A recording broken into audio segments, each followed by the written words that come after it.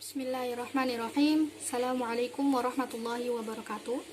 Perkenalkan, nama saya Titin Atikoh dari Prodi Ilmu Al-Quran Tafsir. Dan dalam video ini, insya Allah saya akan membahas tentang pengertian kritik hadis. Yang pertama yaitu kritik hadis. Kritik hadis adalah membedakan antara hadis-hadis sahih dari hadis-hadis dhaif dan menentukan kedudukan para periwayat hadis tentang kualitas maupun kecacatannya. Adapun kawasan kritik hadis adalah meliputi penelitian sanad dan matan hadis, sebab kualitas kedua hal tersebut menjadi tolak ukur atau tidaknya sebuah hadis.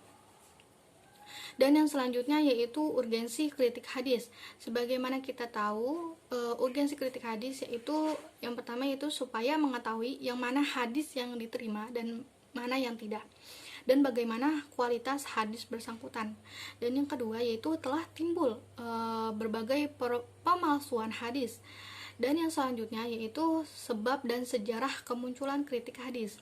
Munculnya kritik hadis yaitu disebabkan karena banyaknya problem menebal hadis, dimulai dari persoalan eksternal yaitu seperti aksi gugat-menggugat yang dari kalangan non-muslim maupun muslim itu sendiri yang mempersoalkan keberadaan hadis. Persoalan lain adalah mengenai figur seorang nabi sebagai akhir zaman. Otomatis ajaran beliau berlaku bagi seluruh umat waktu sampai pada akhir zaman. Di samping itu, tidak semua hadis mempunyai asbab al-wurud yang menyebabkan hadis bersifat umum atau khusus. Sehingga dapat dikatakan bahwa kritik hadis muncul sejak Nabi masih hidup, yang mana kritik hadis tersebut dilakukan agar dapat membedakan antara yang sangat sederhana. Perkembangan kritik hadis pada abad ke-6 Hijriah tercatat. Selanjutnya yaitu perkembangan kritik hadis. Perkembangan kritik hadis pada abad ke-6 Hijriah tercatat usaha para ulama yang berusaha untuk merumuskan kaidah kesahihan hadis. Sampai kemudian para ulama menetapkan persyaratan hadis sahih. Tujuannya agar dapat mudah membedakan antara hadis yang sahih dan hadis maudhu. Adapun persoalan sahih yaitu sanadnya bersambung, diriwayatkan oleh para perawi fiqh dalam artian adil dan dobit, dan dalam sanad hadis tidak boleh terdapat syad dan cacat. Cakupan kritik hadis. Kritik hadis mempunyai dua cakupan. Yang pertama kritik terhadap sanad hadis, dan yang kedua kritik terhadap matan hadis. Adapun kritik terhadap sanad, syaratnya adalah sanadnya bersambung mulai dari guru pertama dan seterusnya, harus bersambung hingga akhir sanad. Dan yang kedua yaitu perawinya bersifat adil, yang meliputi muslim, balik, berakal sehat, menjaga mu'ah. Dan yang ketiga yaitu syarat yang ketiga yaitu tidak syad atau tidak bertentangan dengan hadis yang diriwayatkan oleh orang yang lebih fiqh. Dan yang keempat dobit. Dan yang kelima tidak adanya ilat yang dapat membuat hadis menjadi cacat dalam penerimaannya. Sedangkan untuk kritik matan hadis meliputi yang pertama tidak bertentangan dengan akal, tidak bertentangan dengan Al-Quran, tidak bertentangan dengan hadis mutawatir, tidak bertentangan dengan hadis ijma' ulama, tidak bertentangan dengan dalil qat'i, dan tidak bertentangan dengan hadis ahad yang kualitasnya sahih.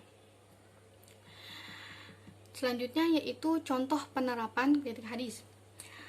Di sini saya mengambil contoh penerapan perut buncit itu berkah tapi azab dari Allah. Ungkapan tersebut diambil dari salah satu hadis, yaitu sebaik-baiknya umatku adalah masyarakat yang aku diutus di tengah mereka, atau para sahabat, yang kemudian generasi setelahnya kemudian datang kaum yang suka menggemukkan badan. Mereka bersaksi sebelum diminta bersaksi. Hadis riwayat Muslim dan Ahmad. Ungkapan mengenai perut buncit, apa kata lain kata lain seperti gendut ataupun gemuk yang dinilai sebagai azab dari Tuhan. Dalam Kamus Besar Bahasa Indonesia diartikan sebagai siksa Tuhan yang digenjot kepada manusia meninggalkan larangan agama. Namun hadis yang diriwayatkan Imam Muslim itu tadi merupakan hadis yang dinilai sebagai hadis sahih karena hadis tersebut diriwayatkan oleh beberapa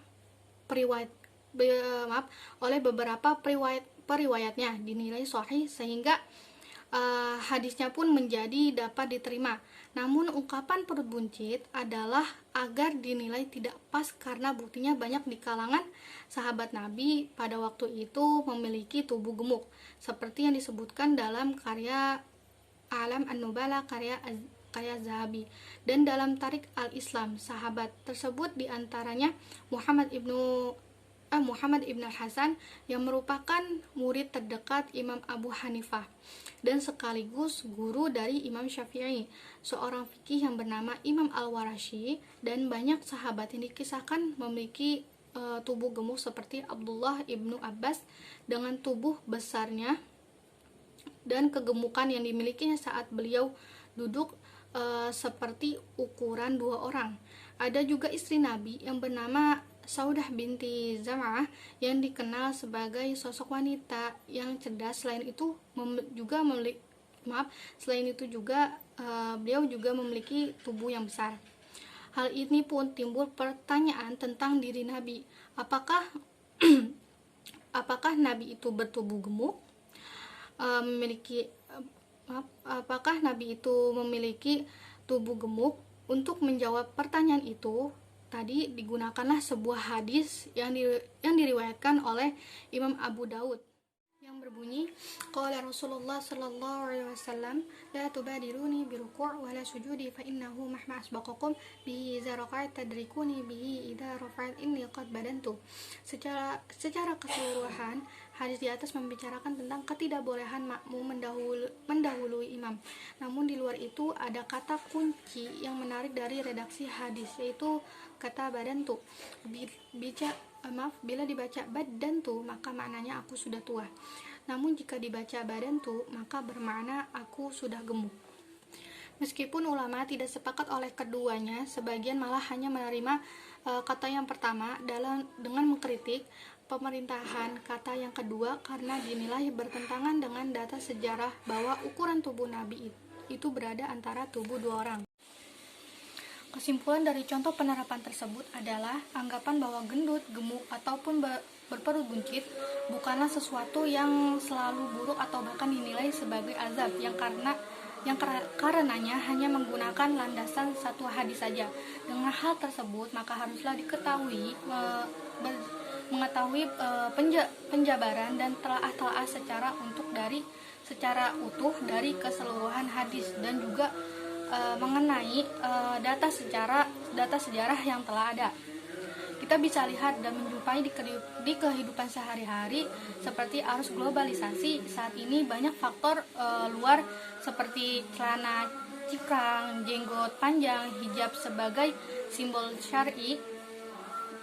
Hal ini tidak bisa langsung dikatakan dan dinilai baik begitu saja, yang mana setiap muslim dan muslimah yang baik itu juga harus memiliki sifat yang baik pula, seperti saling menghormati kepada masyarakat dan masih banyak lagi hal-hal baik lainnya, seperti halnya juga mengenai perut buncit yang tidak selalu dinilai sebagai azab dari Allah, karena walaupun berperut buncit ataupun gendut, yang penting ingin belajar dan menjadi lebih baik, maka itu adalah sebuah hal yang sangat luar biasa.